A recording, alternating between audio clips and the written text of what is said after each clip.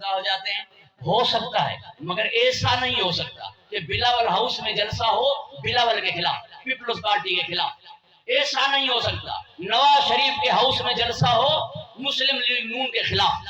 ایسا نہیں ہو سکتا کہ بنی گالا میں جلسہ ہو اور تحریک انصاف کے خلاف. ان کے خلاف ہو جلسہ اور ان کے گھر ہو. ایسا نہیں ہو سکتا. مشرکین کے خلاف جلسہ تھا ابو طالب کے گھر میں تھا. توجہ ہے صاحب. مشرکین کے خلاف جلسہ تھا ابو طالب کے گھر میں تھا. اگر یہ ہو جائے کہ ایجنڈا معلوم نہ تھا، عنوان معلوم نہ تھا، موضوع گفتگو کا علم نہ تھا، اس لیے جلسہ ہوا نہیں. جب موضوع گفتگو بیان ہونے لگا لوگ اٹھ کر جانے لگے، دوبارہ دعوت دی گئی. نہیں کہا کہ یہ موضوع ہے تو میرے گھر میں دوبارہ نہ ہو. نہیں، دوبارہ ہوا. جب تیسری مرتبہ مشرک جانے لگے ابو طالب زبردستی سے بٹھانے لگا. توجہ ہے صاحبہ. یہ تھے جناب ابو طالب اور یہ ان کا علم، جو ان کے الفاظ وہ قرآن کی آیتوں کا حصہ بنتے ہوئے نظر آئے. بٹھا دیا ابو لہب کو اور کہا رسول خدا سے، قم یا سیدی و مولایا بلغ ما انزل الیک من ربک. جو جملے کہے وہی جملے غدیر میں آئے. اب ابو طالب کے جملے اللہ لے رہا ہے یا اللہ کے جملوں کا ابو طالب کو علم تھا؟ آپ کی مرضی ہے جو عقیدہ اختیار کرو. توجہ ہے صاحبہ. درود ارشاد کرے محمد و آل محمد. ایک جملہ کہہ دیتا ہوں معصوم قم کے حوالے سے. وہ آپ سے دعا کا طلبگار ہوں جس کی آج رات ولادت ہے. جب مولا امام موسیٰ کاظم گھر نہیں ہوتے تھے تو مسئلے پوچھے جاتے تھے سیدہ سے، جناب معصوم قم سے. 3 بیویاں ایسی ہیں جن سے مسئلے پوچھے گئے. ایک سیدہ زہرا، ان کا بھی لقب عالمہ غیر مولمہ ہے، اور دوسری جناب سیدہ زینب، ان کا لقب بھی عالمہ غیر مولمہ ہے، اور تیسری معصوم قم، ان کا لقب بھی عالمہ غیر مولمہ. ان سے مسئلہ پوچھا گیا سیدہ زہرا سے کہ شیعہ کسے کہتے ہیں. شوہر نے اپنی بیوی کو کہا کہ جا کر بیوی سے پوچھ کر آؤ. خود جا کر علی سے نہیں پوچھ رہا تھا کہ شیعہ کسے کہتے ہیں. توجہ ہے صاحبہ. اور سیدہ زینب سے بھی مسئلہ پوچھا گیا. وقت کے امام نے فرمایا یزید سے کہ ٹھہر، رہائی کی بات بعد میں ہوگی، پہلے پھوپھی اماں سے پوچھ کر آؤ. توجہ ہے صاحبہ. اور جب جناب امام موسیٰ کاظم گھر میں نہیں ہوتے تھے تو مسئلے جناب معصوم قم سے پوچھے جاتے. گھبرا تو نہیں گیا. بس ایک جملہ اور کہہ دوں آپ کی خدمت میں.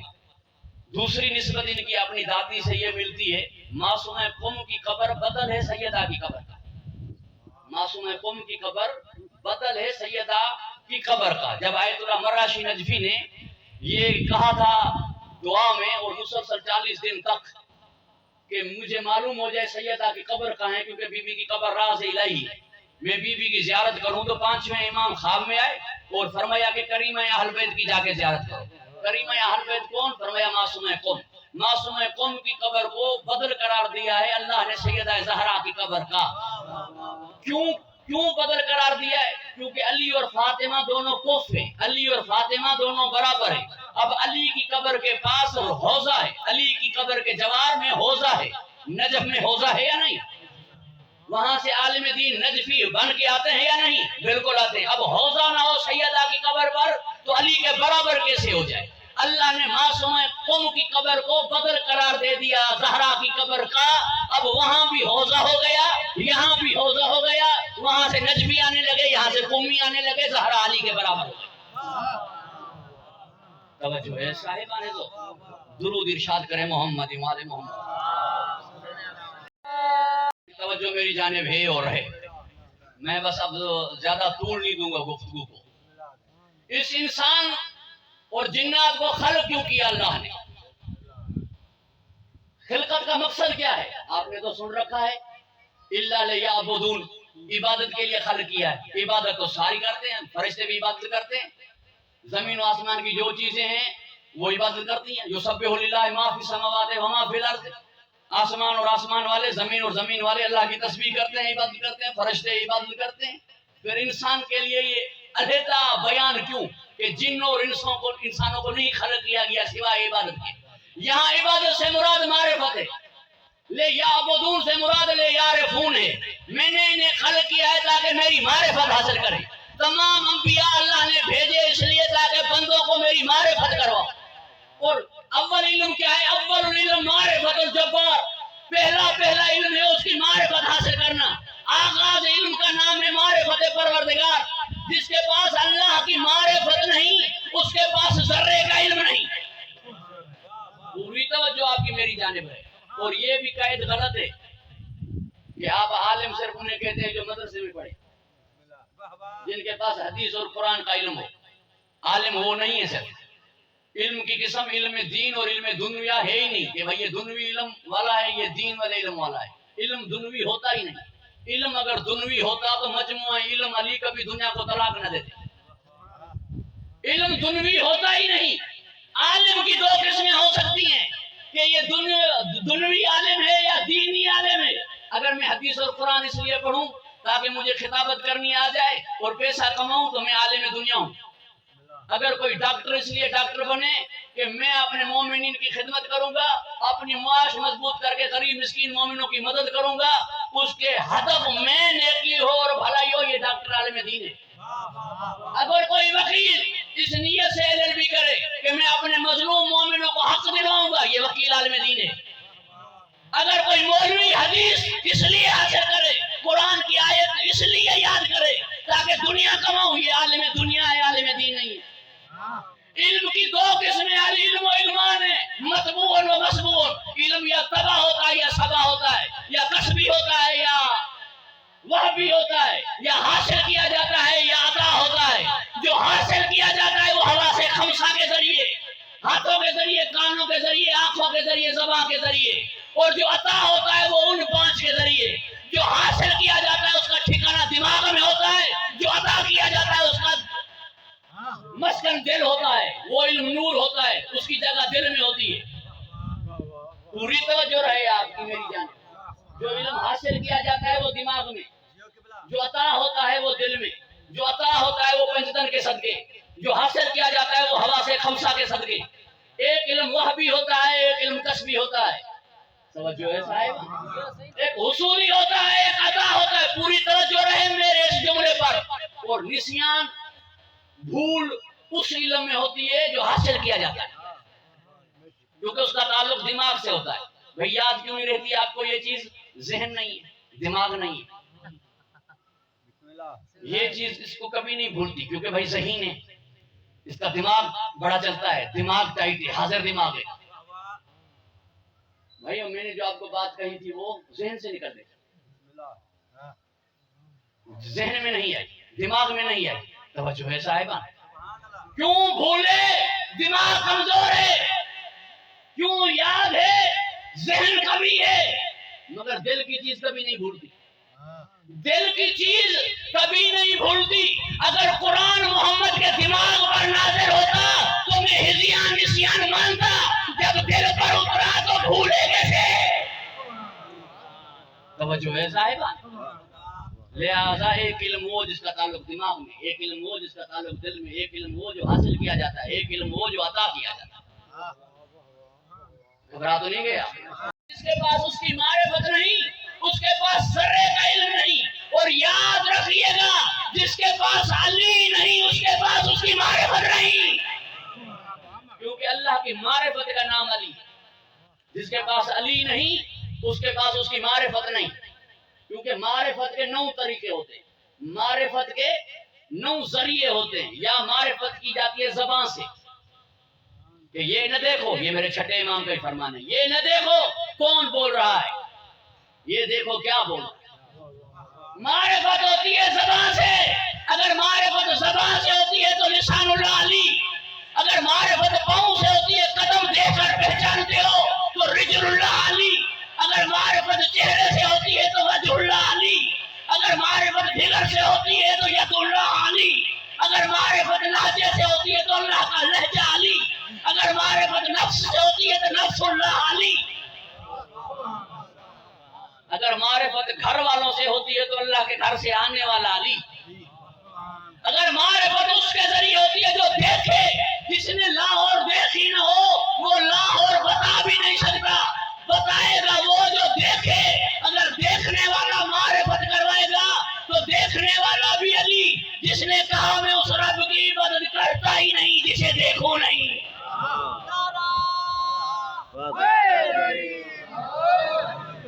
جہاں علی نہیں وہاں اس کی معرفت نہیں۔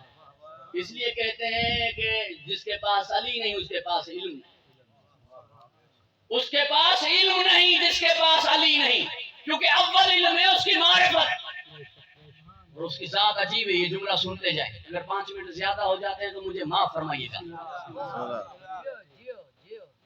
عجیب ہے اس کی ذات کہ جب دو کے درمیان میں جھگڑا ہو جائے جلدی میں راضی وہ ہوتا ہے جو غریب ہو، جو کمزور ہو، جس میں عاجزی ہو۔ وہ غنی بھی ہے، قادر بھی ہے، متکبر بھی ہے اور سری رضا بھی ہے۔ یہ کیسے؟ متکبر بھی ہے، غنی بھی ہے، قادر بھی ہے اور جلدی میں راضی ہونے والا بھی ہے۔ سمجھ میں نہیں آیا؟ یہ تو عجیب ہے، عجیب ہے تبھی تو اس کا مظہر العجائب ہے۔ کیسے مظہر العجائب ہے؟ دروازے خیبر کو دائیں ہاتھ سے اکھاڑ کر پھینک دیا۔ چاہتا ہے علی یہ کہ اللہ کی واہ واہ ہو اور اللہ یہ چاہتا ہے کہ علی کی واہ واہ۔ جو ہے صاحبان کبھی نبی سے یہ کہلوایا کہ کہہ دو ہر مجلس کے عنوان کو زینت بخشو علی کے ذکر کے ساتھ، اور علی کہتے ہیں کہ اس کی واہ واہ۔ جب خیبر کا در علی نے اکھاڑا نا، ہر طرف سے آواز آنے لگی واہ علی واہ، کیا کہنے علی، سبحان اللہ علی، مرحبا علی۔ جب دیکھا کہ میرے نام کے چرچے ہو رہے ہیں، جو کی سوکھی روٹی اٹھا کے گھونٹنوں سے توڑ دی، زبانیں بند ہو گئی۔ جو کی سوکھی روٹی گھونٹنوں سے توڑ دی، لوگ حیران ہو گئے کہ خیبر کے در اکھاڑنے والا یہ جو کی روٹی گھونٹنوں سے کیوں توڑ رہا ہے، ہاتھوں سے کیوں نہیں ٹوٹ رہی؟ جب پوچھا تو فرمایا در جو اکھاڑا تھا وہ اس کی طاقت سے، روٹی جو توڑ رہا ہوں وہ خود کی طاقت سے۔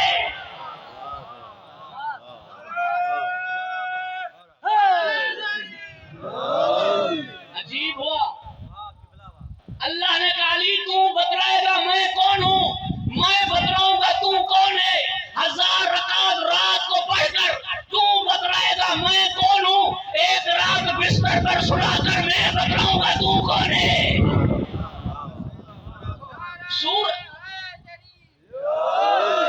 سورج کو پلٹا کر، سورج پلٹے گا تیرے اشارے سے، میں بتلاؤں گا تو کون ہے۔ جیسے سورج پلٹے گا تو سر جھکا کر نماز پڑھ کر بتلائے گا میں کون ہوں۔ تیرے پاؤں سے تیر کھینچا جائے گا، نماز میں تو بتلائے گا میں کون ہوں۔ رکوع میں تجھ سے انگوٹھی دلوا کر میں بتاؤں گا تو کون ہے۔ تو عمل کرتا جائے گا، آیتیں آتی جائیں گی، تو عمل کرتا جائے گا، یہ آیتیں آتی جائیں گی، میں بتلاؤں گا قرآن میں تو کون ہے، تو بتلائے گا نہج البلاغہ میں کون ہوں۔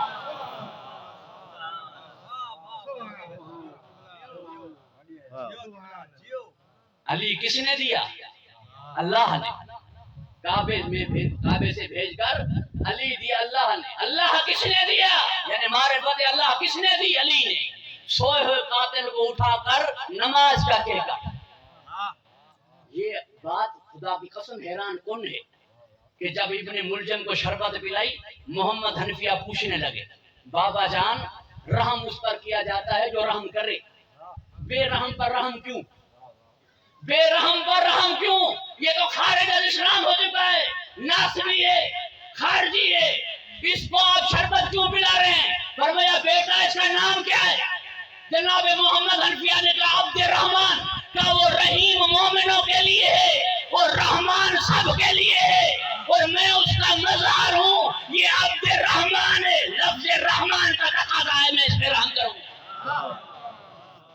رحیم وہ مومنوں کے لیے ہے، رحمان وہ سب کے لیے، رحمان وہ موسیٰ کے لیے بھی ہے، فرعون کے لیے بھی، رحمان وہ ابراہیم کے لیے بھی ہے، نمرود کے لیے بھی ہے۔ رحیم مومنوں کے لیے ہے، رحمان سب کے لیے۔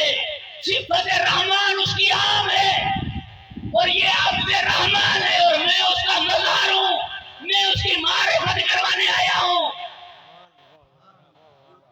اس نے کبھی اپنے دشمن اپنے مخالف کا کھانا پینا روکا تو پھر علی کیسے روکے؟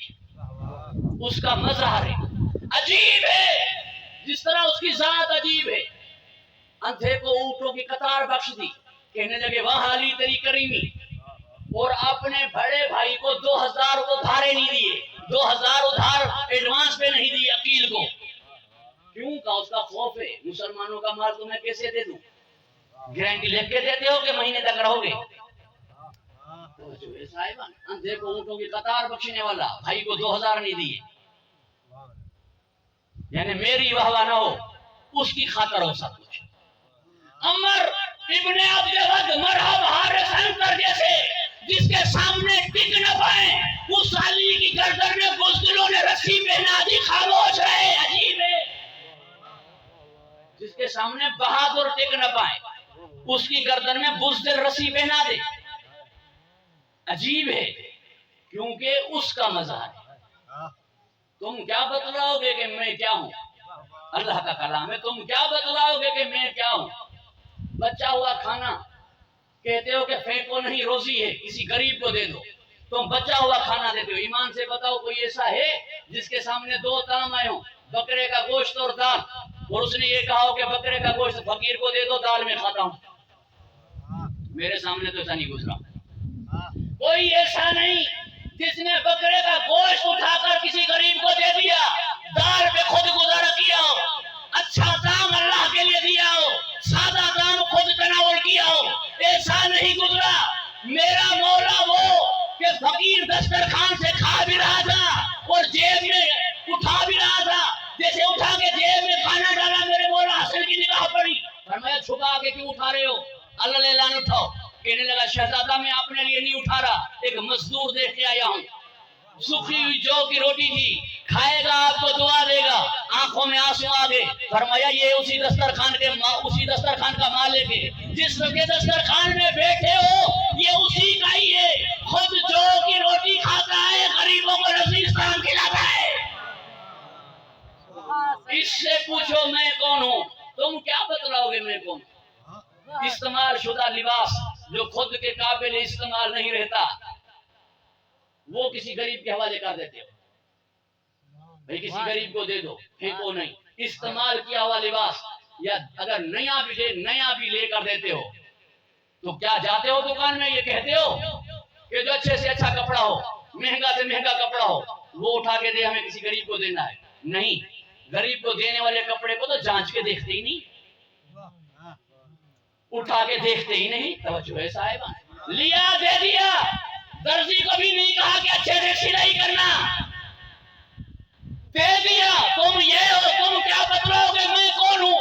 علی سے پوچھو، قیمتی جوڑا کمبل کو پہنا دیا، سستا جوڑا خود پہن لیا، اور یہ کہہ دیا کہ تم جوان ہو میں بوڑھا ہوں، مجھے یہ اچھا نہیں لگے گا۔ وہ کون سی چیز جو علی کو نہ سکے، وہ کون سی چیز جو علی کو نہ اچھی لگے، اس لیے تاکہ کمبر اپنے دل میں احساس غلامی محسوس نہ کرے کہ میں غلام ہوں، اس لیے علی نے نوازا ہے۔ بالکل للہیت ہی للہیت۔ اس سے پوچھو میں کون ہوں، تم کیا بتلاؤ گے میں کون ہوں؟ خدا کی قسم عبداللہ ابن عباس کہتے ہیں کہ ایک واقعہ دیکھ کر میں دنگ رہ گیا، میں حیران رہ گیا۔ میرا مولا کھانا کھا رہے تھے، سامنے نجس العین جانور بیٹھا تھا، میرا مولا ایک لقمہ خود کھا رہے تھے، ایک لقمہ اسے پھینک رہے تھے۔ میں نے عرض کی کہ مولا آپ کھانا کھا کر بعد میں اس کو ٹکر پھینک دیتے، ایسا کیوں کر رہے ہیں؟ مولا نے فرمایا یہ دیکھتا رہے اور میں کھاؤں تو سکون سے کھا نہیں پاؤں گا، یہ دیکھتا رہے انتظار کرے اور میں کھاؤں ایسا مجھ سے نہیں ہوگا۔ میں نے کہا مولا کیوں؟ فرمایا ایک تعلق کی وجہ سے۔ عبداللہ ابن عباس نے کہا میں کانپ گیا، میں نے کہا مولا آپ اعلیٰ ترین، یہ پست ترین، آپ پاک ترین، یہ پلید اور نجس ترین، کون سا تعلق؟ میرے مولا نے فرمایا ابن عباس جو میرا خالق ہے یہ اس کی مخلوق ہے، جو میرا خالق ہے یہ اس کی مخلوق ہے، وہ یاد آتا ہے اس میں رحمت ہے۔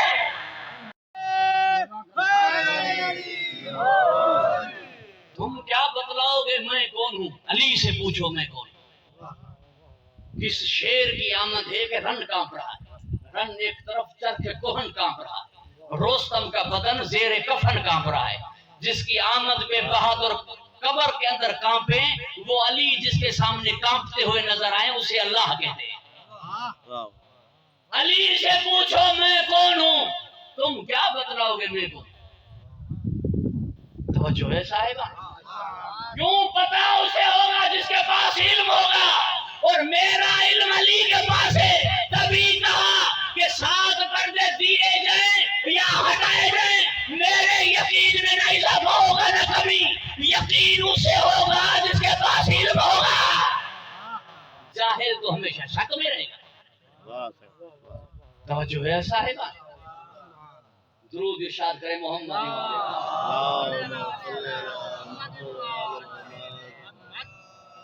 میں بات کو میں نے لمبا کر دیا اور گفتگو طویل ہو گئی، بس سمیٹوں۔ پروردگار آپ کو خوش و خرم رکھے، حفظ و امان میں رکھے۔ یہ بتلائیں گے وہ کون ہے؟ میرے ساتھ میں امام نماز پڑھ رہے تھے، دروازہ کھلا ہو، سامنے دروازے کھلے کے نماز پڑھنا مکروہ ہے، مگر میرا مولا نماز پڑھ رہا تھا۔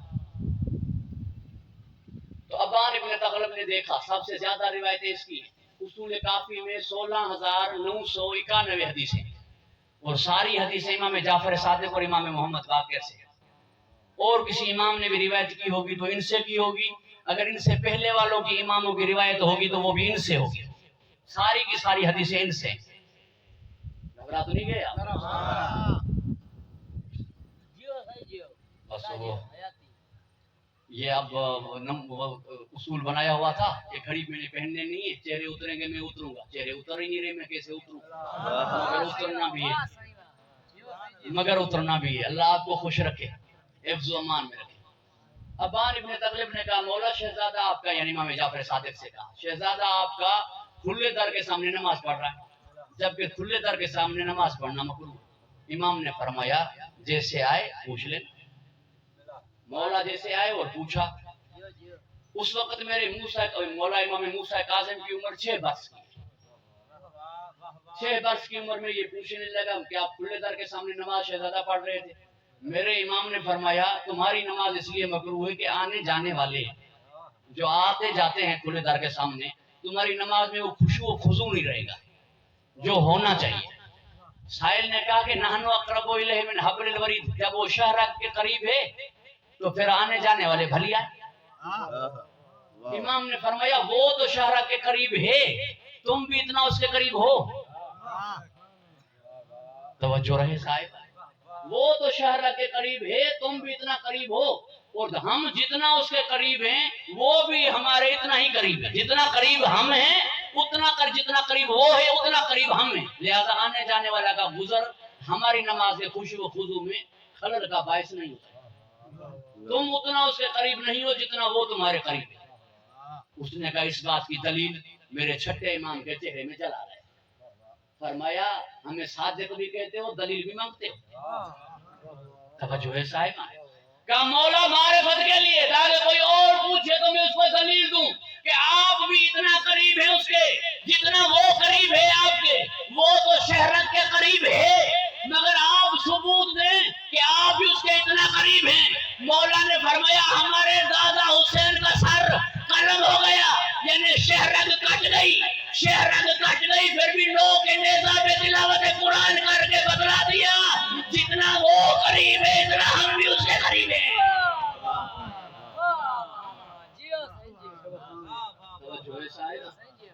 اور اس کا قرب سوائے علم کے ہو ہی نہیں سکتا، کیونکہ علم کے بغیر معرفت نہیں ہوگی، معرفت کے بغیر محبت نہیں ہوگی، محبت محتاج ہے معرفت کی، معرفت ہوگی تو محبت ہوگی، اور علم ہوگا تو معرفت ہوگی۔ توجہ ہے صاحبہ، درود ارشاد کریں محمد۔ حدیث عظمت زیارت امام حسین میں ہے، وہ ساری امام جعفر صادق۔ فرمایا کہ جب مولا حسین کی زیارت کرو اس کے تحت قبہ دعا مستجاب ہوتی ہے، مگر کوئی دعا مانگو نہیں۔ عجیب ہے، حسین سے کیا مانگو؟ پوچھا سائل نے کہ کیا مولا مانگے؟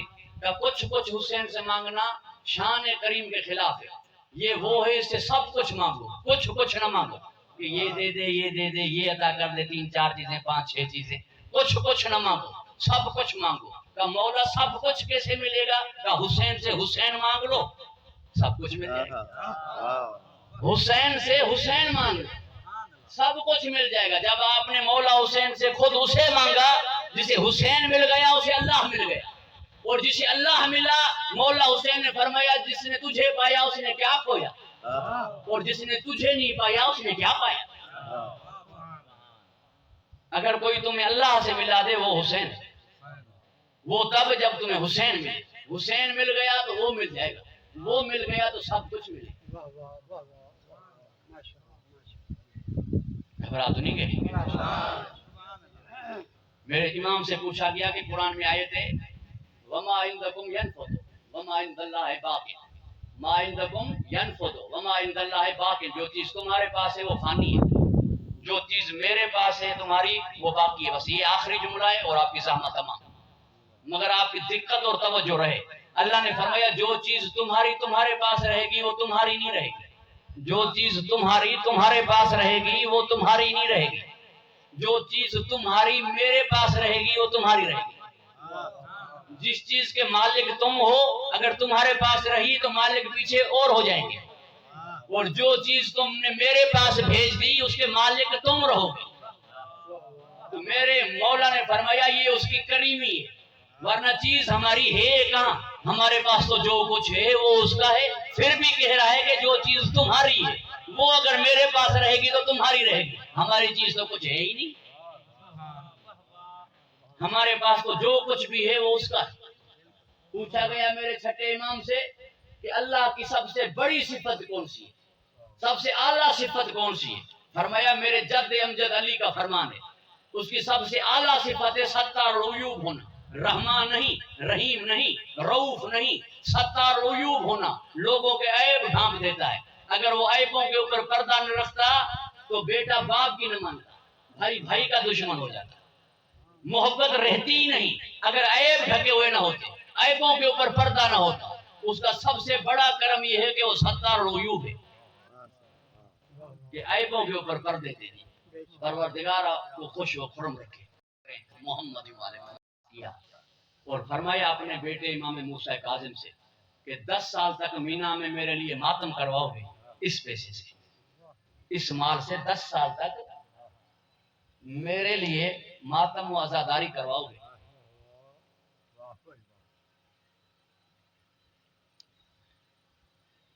اور ماتم اور سزاداری میں بیان کیا کیا جاتا تھا؟ جنازے میں سب سے کثیر تعداد جو اماموں کے جنازے گزرے ان میں امام جعفر صادق کے جنازے میں تھی، کثیر تعداد، مختلف روایتیں ہیں 10 لاکھ تک کی روایت، اتنے لوگ جنازے میں شریک ہوئے تھے۔ اب جب اتنے لوگ جنازے میں شریک ہوئے یہ بیان کیا جائے گا تو ضرور وہ جنازہ یاد آئے گا جو اٹھایا نہیں گیا، چاہے یہ عجیب جملہ ہے کہ مولا رضا علیہ السلام جب رو رہے تھے مولا حسین کے لیے اور ریان ابن شبیب سے کہا ان کنت باقین فابکی اللہ جدد حسین، جب بھی رونا آئے تو ہمارے جد حسین کے لیے رونا، تو کہا مولا ابھی تو مظلوم ہے کہ آپ کے باپ کا جنازہ مزدوروں نے اٹھایا۔ میرے مولا نے رو کر فرمایا ریان اٹھایا تو صحیح، مزدوروں نے اٹھایا تو صحیح، رویا اس پر جائے جس کا جنازہ کسی نے اٹھایا نہیں۔ بغداد کی پل پر جنازہ رکھا گیا، اس طرف کے حیوان بھی رک گئے، اس طرف کے بھی حیوان رک گئے، مولا نے فرمایا رویا اس پر جائے جس پر جانور دوڑ گئے، جس پہ گھوڑے دوڑے، جنازہ تک نہ اٹھا۔ عزاداران مظلوم قبر کو بلا، ابھی میں زیارت پہ جیسے گیا وہاں ریڑے پہ بزرگ جو بوڑھے ہوتے ہیں انہیں لاتے ہیں عرب، تو ایک بزرگ تھے وہ ریڑے سے اترنے لگے تو مجھے سہارے کے لیے ہاتھ بڑھایا، میں نے سہارا دے کر جیسے اس ریڑے سے اتارا تو دیکھ کے کہنے لگا رحم اللہ علی امک، اللہ تیری ماں پہ رحم کرے۔ مجھے رونا آ گیا کہ اس بھری کربلا میں اگر کسی نے رحم نہیں کیا تو وہ حسین کی ماں پر نہیں کیا۔ بنی ہاشم کی لاشیں اس وقت اٹھائی جانے لگی جب ہر ایک یہ کہنے لگا کہ اس کی اماں ہمارے خاندان کی تھی، اس کی اماں ہمارے خاندان کی تھی. ادھر ادھر دیکھ کر کہہ رہی تھی کہ کوئی نہیں کہہ رہا کہ فاطمہ ہمارے نبی کی بیٹی. اس وقت اپنی بیٹی کے پاس آئی اور کہا کہ میری بیٹی، کوئی اگر ہو سکتا ہے کچھ کر سکتی ہو تو بھائی کو دفناؤ. جیسے کہا نا بھائی کے دفنانے کی کوشش کرو. بھائی کے قاتلوں سے بہنیں کبھی بات نہیں کرتی. اگر معاف بھی کیا جائے نا، بخشا بھی جائے نا، بہن کہتی ہے بھائی کا قاتل میرے سامنے نہ آئے. مگر سیدہ زینب نے فرمایا اماں فضا، جا کر عمر صاحب سے کہو علی کی بیٹی منت کرتی ہے کہ مجھے حسین دفن کر دے. جیسے آ کر جناب فضا نے اس کمینے سے کہا، اس نے رخ موڑ کر کہا دفن مسلمان ہوتے ہیں، حسین کو دفن نہیں کریں گے. جناب فضا جلال میں آ گئی. اب گھوڑے دوڑنے لگے. جیسے گھوڑے دوڑ گئے پھر واپس آ رہے تھے. جناب فضا نے کہا گھوڑوں کو روک دو، میری بات سن. اس نے گھوڑوں کو روکنے کا اشارہ کیا. اب دوسری مرتبہ گھوڑے آ رہے تھے. اب لاشیں اطہر 9 حصوں میں تقسیم ہو گیا تھا. جو کربلا کی زیارت پہ گئے ہیں اور شیر فضا کی زیارت کر کے آئے ہیں. میں وہ جملہ سنا کر ختم کر رہا ہوں مجلس کو. بی بی نے فرمایا یہ تیرا جملہ غلط ہے کہ دفن مسلمان ہوتے ہیں. جنگ بدر میں مشرکین مکہ کو رسول خدا نے دفن کیا تھا. جنازہ مسلمانوں کا ہوتا ہے، دفن انسان ہوتا ہے. حیا کر، جانوروں سے بدتر نہ ہو جا. مسلمان نہیں مانتا تو صحیح، باقی کہتا ہے تو صحیح. شہزادہ رسول انسان تو ہے، انسان دفن کیے جاتے ہیں. اس کمینے نے اشارہ کیا کہ گھوڑے دوڑاؤ. اب تک گھوڑے دوڑے نہیں رہے. جلال میں آ کر کہا ابو الحارث آ جاؤ. جیسے کہا نا ابو الحارث شیر کو بلایا. سیدہ زینب مطلع زینبیہ پہ تھی. فرمایا اماں میرے بھائی نے کبھی کسی غیر کی مدد قبول نہیں کی. زعفر جن کو واپس کر دیا، جبرائیل کو واپس کر دیا، ملائکہ کی مدد قبول نہیں کی. آپ نے کیسے شیر بلایا ہے؟ رو کر کہا کنیز اگر رہتی تو میں سہ لیتی، اگر خادمہ صرف ہوتی تو میں برداشت کر لیتی. جب آپ کریموں نے ماں کہا ہے، ماں سے یہ کیسے برداشت ہوگا کہ بیٹے کے لاشے پر گھوڑے دوڑ جائیں؟ آواز آئی ایک کونے سے فضا تمہیں صرف ماں کہا تھا، میں نے تو چکیاں 20 کے بالا.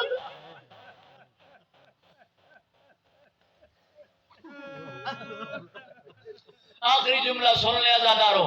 سید آپ پر راضی رہے.